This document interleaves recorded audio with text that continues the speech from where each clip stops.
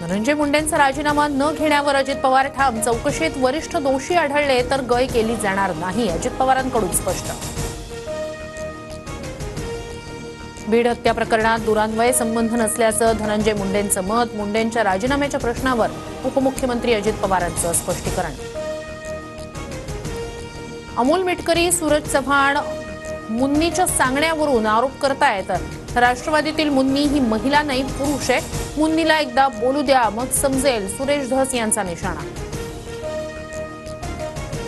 मुन्नी कोण आहे हे सुरेश धसांनाच विचारा. सुरेश धस यांनी नाव घेऊन बोलावं, उपमुख्यमंत्री अजित पवारांकडून आव्हान.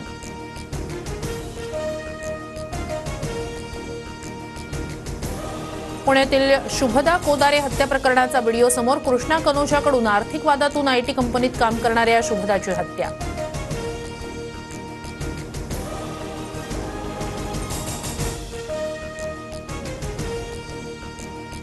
पुण्यात वरिष्ठ पोलीस अधिकारी कमी पडतायत. पोलिसांनी आमच्या आवाक्यात नसल्याचं सांगावं. नवीन अधिकारी नियुक्ती करू. वाढत्या गुन्हेगारीवरून अजित पवारांकडून पोलीस आयुक्त बदलण्याचे संकेत. जयंत पाटलांची प्रदेशाध्यक्ष पदावरून बदली करून नवीन तरुण प्रदेशाध्यक्ष नेमा. शरद पवारांसमोरच पदाधिकाऱ्यांची मागणी.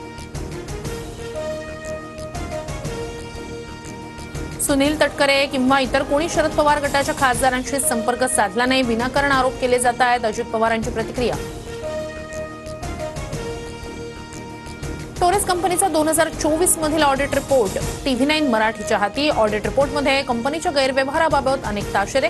गैरव्यवहाराबाबत खुलासे केल्यानं टोरेस कंपनीने CA ला धमकावलं. TRPमध्ये 21.9 रेटिंगसह TV9 मराठी पुन्हा नंबर 1. प्रेक्षकांची पसंती फक्त TV9 मराठीला.